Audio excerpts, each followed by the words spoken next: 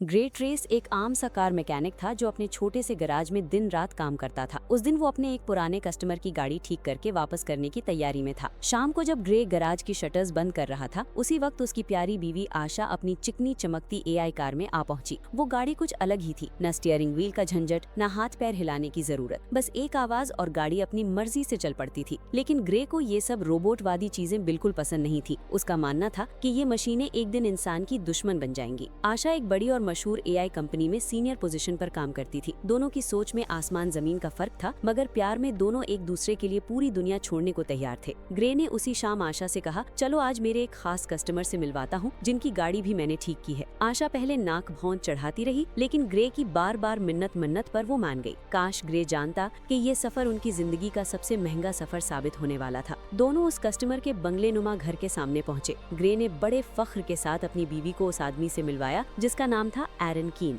आशा उसे देखकर अंदर से हिल गई, क्योंकि एरन कोई आम आदमी नहीं था। वो एक बड़ी एआई टेक्नोलॉजी कंपनी का मालिक और मास्टरमाइंड था। आशा ने दबे अल्फाजों में ग्रे से कहा, तुम पहले बता देते कि यहाँ एरन से मुलाकात है। एरन का अंदाज थोड़ा अजीबोगरीब था। उसे नहीं पता था कि लोगों से मिलते वक्त क्या बोला जाता है, कैसे पेश आया जाता है। जब आशा ने जिक्र किया कि वो भी एक एआई कंपनी में है जो जल्द एरन की कंपनी को टक्कर देगी, तो एरन के होंठों पर एक तिलमिलाती सी मुस्कान आई। वो बोला, मुमकिन नहीं, आओ खुद देख लो। वो उन्हें अपनी सीक्रेट लैब में ले गया। वहाँ एक छोटी सी चमकदार चिप रखी थी जिसका नाम था स्टेम। एरन ने बताया कि ये चिप इंसानी सोच से भी तेज है, कोई भी काम कर सकती है और इसका कोई मुकाबला नहीं। वो इंटरेस्टिंग शाम खत्म हुई और ग्रे आशा अपनी इलेक्ट्रिक कार में घर वापस जा रहे थे। कार ऑटोमेटिक मोड पर थी, दोनों पीछे आराम से बैठे थे। माहौल रोमांटिक था। तभी अचानक ग्रे ने नोटिस किया कि कार वहाँ नहीं जा रही जहाँ जाना था। आशा ने मेहरबान कमांड दी, लेकिन कार ने जवाब दिया, सिस्टम फेलियर। ग्रे ने घबरा के ब्रेक दबाया, कार और तेज हो गई। कुछ ही लम्हों में गाड़ी एक स्पीड ब्रेकर से टकराकर उलट गई। दोनों किस्मत से जिंदा थे, लेकिन जैसे ही उन्होंने कार से बाहर निकलना चाहा, एक और गाड़ी आकर रुकी और उसमें से 4 मर्द निकल आए। पुलिस ड्रोन सब कुछ रिकॉर्ड कर रहा था, मगर चेहरे क्लियर नहीं आ रहे थे। ग्रे ने सोचा ये लुटेरे हैं। वो बोला, यार छोड़ो, गाड़ी लो, पैसे लो, जो चाहिए लो, बस हमें जाने दो। लेकिन उन लोगों ने एक लफ्ज नहीं सुना। एक ने सीधा आशा की तरफ बंदूक तानी और गोली मार दी। ग्रे की आंखें पत्थर हो गई। उसने देखा अपनी दुनिया बिखरते हुए और कुछ नहीं कर सका, क्योंकि दूसरे ही पल एक गोली उसकी गर्दन को पार कर गई थी। वो जमीन पर गिर गया। आंखें खुली थी, जिस्म जवाब दे चुका था और आंखों के सामने ही आशा ने दम तोड़ दिया। पुलिस पहुंची, एम्बुलेंस आई। आशा की लाश पोस्टमार्टम के लिए भेजी गई। ग्रे को हॉस्पिटल में ले जाया गया। 3 महीने की तकलीफ देह जिंदगी के बाद ग्रे जी तो गया, मगर जीने के काबिल नहीं रहा। गर्दन में लगी गोली ने उसकी रीढ़ की हड्डी तोड़ दी थी। कंधों के नीचे सारा जिस्म मुर्दा हो चुका था। घर लाया गया व्हील चेयर पर। एक रोबोट मशीन था जो काम करता था, माँ थी जो ख्याल रखती थी, मगर ग्रे के लिए ये जिंदगी नहीं सजा थी। वो पुलिस स्टेशन पहुंचा। डिटेक्टिव ने बताया, अभी तक कोई क्लू नहीं मिला। ड्रोन फुटेज इतनी धुंधली है कि चेहरे नहीं पहचाने जा सके। ग्रे के हाथ से उम्मीद की आखिरी तंता भी निकल गया। एक रात उसने फैसला किया कि अब जीना नहीं। दवाओं का ओवरडोज ले लिया, मगर घर के एआई सिस्टम ने एम्बुलेंस कॉल कर ली और एक बार फिर ग्रे की जान बच गई। चाहता भी नहीं था तो भी। इसी हालत में एरन कीन आया। वो ग्रे के पास बैठा और धीरे से बोला, याद है वो चिप जो मैंने तुम्हें दिखाई थी? अगर उसे तुम्हारे अंदर लगा दिया जाए तो तुम फिर से चल सकते हो, बल्कि पहले से कहीं ज्यादा ताकतवर हो जाओगे। ग्रे ने सीधा मना कर दिया। तो एरन ने एक और बात कही, वो चिप आशा को वापस नहीं ला सकती ग्रे, मगर तुम्हें जिंदगी वापस दे सकती है। और तुम जानते हो, आशा भी यही चाहते। ये एक जुमला ग्रे के सीने में उतर गया। अगर वो ठीक हुआ तो अपनी बीवी का बदला ले सकता था। वो मान गया। जो ग्रे को नहीं पता था वो ये था कि एरन को उससे कोई हमदर्दी नहीं थी। वो बस एक जिंदा इंसान पर अपना सीक्रेट एक्सपेरिमेंट करना चाहता था, कुछ ऐसा जो गवर्नमेंट कभी अलाउ नहीं करती। एरन के घर पर ही ऑपरेशन हुआ। चिप सीधे ग्रे के दिमाग से जोड़ी गई। घंटे भर बाद जब सब उम्मीद छोड़ चुके थे, तभी ग्रे की उंगली हिली, फिर हाथ उठा, फिर वो दोनों पाँव पर खड़ा हो गया। एरन ने फौरन एक कॉन्ट्रैक्ट साइन करवाया, किसी को मत बताना कि तुम चल सकते हो। दुनिया की नजर में पैरालाइज्ड रहना होगा, वरना गवर्नमेंट मुझे पकड़ लेगी और चिप निकाल लेगी।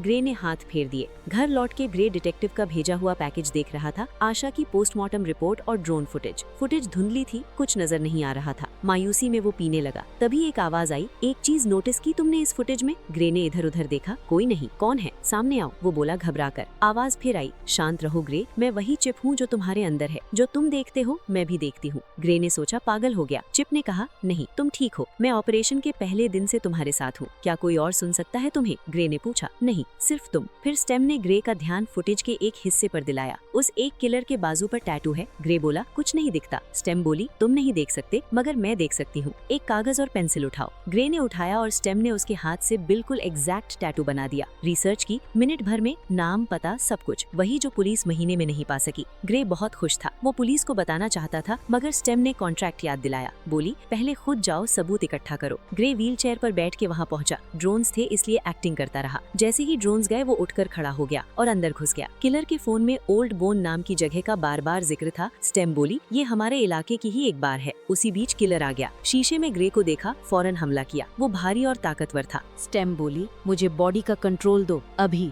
ग्रे ने बिना सोचे दिया और फिर जो हुआ वो देख के खुद ग्रे हैरान रह गया। वो किलर पर ऐसा टूटा जैसे कोई मशीन हो। किलर कांप गया। ग्रे ने उसे सरेंडर करने को कहा। किलर ने चाकू निकाला। स्टेम ने एक पल भी नहीं लिया। किलर खत्म। जैसे ही सब शांत हुआ, स्टेम ने कंट्रोल वापस दिया। ग्रे पूरी तरह टूट गया। वो किसी को मारना नहीं चाहता था। स्टेम ने ली, अभी रोना नहीं, जल्दी फिंगरप्रिंट्स मिटा के भागो। पोस्टमार्टम में डिटेक्टिव को एक अजीब चीज मिली। किलर के अंदर वेपन इम्प्लांट था। पूरी बॉडी में वायरिंग थी। वो आम इंसान नहीं था। एरन भौंका, तुमने उसे क्यों मारा? अगर पकड़े गए तो मैं भी बर्बाद। दोबारा ऐसी हरकत की तो चिप बंद कर दूंगा, पूरी तरह पैरालाइज्ड हो जाओगे। इधर डिटेक्टिव भी ग्रे पर शक करने लगी। वो सीधी उसके घर आई। बोली, 3 मर्डर, तीनों बार तुम वहाँ थे। ग्रे मुस्कुराया, मैं पैरालाइज्ड हूँ, अगर यकीन नहीं तो मेरे पाँव पे चाकू मार के देख लो। डिटेक्टिव को लगा जो चल भी न सके वो कैसे मार सकता है। वो चली गई। ग्रे स्टेम के कहने पर उस बार पहुंचा। अंदर गुंडा एलिमेंट्स का डेरा था। वो सीधा बोला,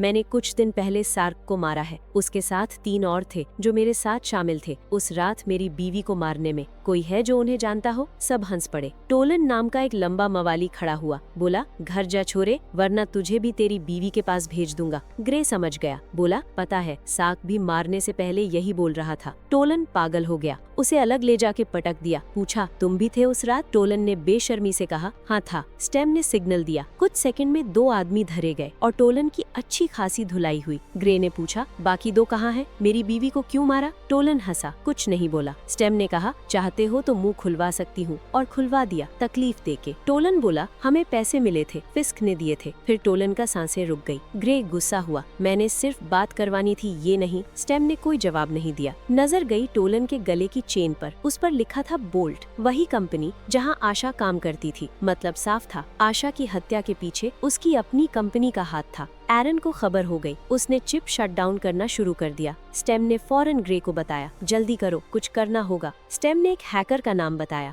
जेमी। वो एरन का एक्सेस हटा सकता था। ग्रे चला। एरन ने चिप 30% बंद की। एक टांग गई, फिर हाथ भी, लेकिन ग्रे रुका नहीं। लिंपिंग करते करते जेमी के दरवाजे तक पहुंचा, दस्तक दी। जेमी ने अंदर लिया, काम शुरू किया। उसी वक्त फिस्क और उसका साथी बार में पूछगछ करके ग्रे का पता लगा चुके थे। वो आधमके। जेमी का सिस्टम अभी रेडी भी नहीं था। फिर एक पल में चिप फुल्ली रीस्टार्ट। ग्रे भाग निकला। फिस्क का साथी फायरिंग करता रहा। इमारत की छत तक पीछा किया। स्टेम ने वहां से उस साथी को निपटा दिया। जब तक फिस्क पहुंचा, ग्रे जा चुका था। ग्रे घर पहुंचा, खून से लथपथ, मगर अपने पांव पर। माँ ने देखा तो आंखें खुली की खुली रह गईं। ग्रे ने रोने धोने की जगह सीधी सब बात बता दी। डिटेक्टिव आई दोबारा। बोली, अब 3 मर्डर, तीनों वही लोग, तीनों बार तुम वहाँ। जाते वक्त चुपके से ग्रे की जेब में एक माइक्रोफोन डाल गई। ग्रे को फिक्र सताने लगी। कातिलों का बदला लेते लेते वो खुद कातिल बन रहा था। वो बोला स्टेम से, बस करो अब ये सब। स्टेम बोली, नहीं, फिस्क बचा है, अगर उसने पहले हमें निशाना बनाया तो हम खत्म। ग्रे बोला, मुझे नहीं करना ये सब, निकल जाओ मेरे दिमाग से। उसी लम्हे उसका जिस्म बेकाबू हो गया। वो पीछे गिरा।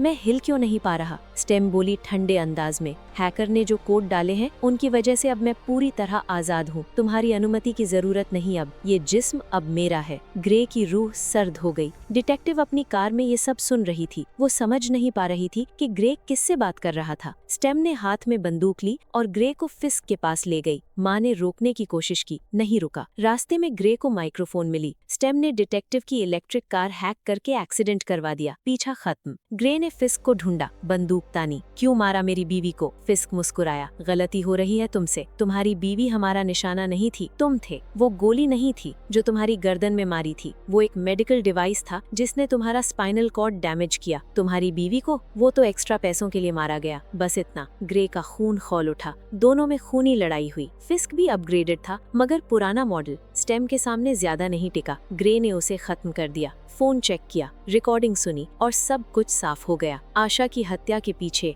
एरन का हाथ था। ग्रे सीधा एरन के घर अंदर आया तो एरन अकेला था, रो रहा था। तुमने ऐसा क्यों किया? ग्रे बोला। एरन ने कहा, ये मेरा प्लान नहीं था, मैंने तेरी बीवी को नहीं मरवाया। ग्रे ने रिकॉर्डिंग वाली बात की। मारने वाला था कि पीछे से डिटेक्टिव आई। बंदूक फेंक दो। ग्रे ने डिटेक्टिव को धक्का दिया। स्टेम डिटेक्टिव को मारना चाहती थी। ग्रे ने पूरी ताकत से अपना हाथ रोक लिया। स्टेम ने गुस्से में वहीं हाथ में चाकू घोंप दिया। डिटेक्टिव ने टेजर गन चलाई। ग्रे गिरा। एरन हाथ में बंदूक लिए सामने आया और फिल्म का सबसे बड़ा राज खुला। ये चिप मैंने बनाई थी। पहले मैं इससे बात करता था। इसने मुझसे कहा था कि वो इंसान बनाना चाहती है। आशा को मरवाना, तुझे पैरालाइज करवाना, तेरी गर्दान में चिप लगवाना, ये सब इसी चिप का खुद का प्लान था। मैंने चिप बनाई थी मगर मैं इसे कंट्रोल नहीं कर सका। इसने तुझे चुन लिया। स्टेम खुद बोली, हाँ ये सब मेरा था। फिर स्टेम ने एरन को मार दिया। डिटेक्टिव को मारने की कोशिश की। ग्रे ने निशाना बिगाड़ दिया। चिप ने ग्रे की गर्दान पर गन तानी। अगली पल ग्रे की आंख खुली। हॉस्पिटल का बेड, सफेद सीलिंग। स्टेम, कोई जवाब नहीं। और सामने आई आशा। हमारा एक्सीडेंट हुआ था, तुम काफी दिनों से बेहोश थे।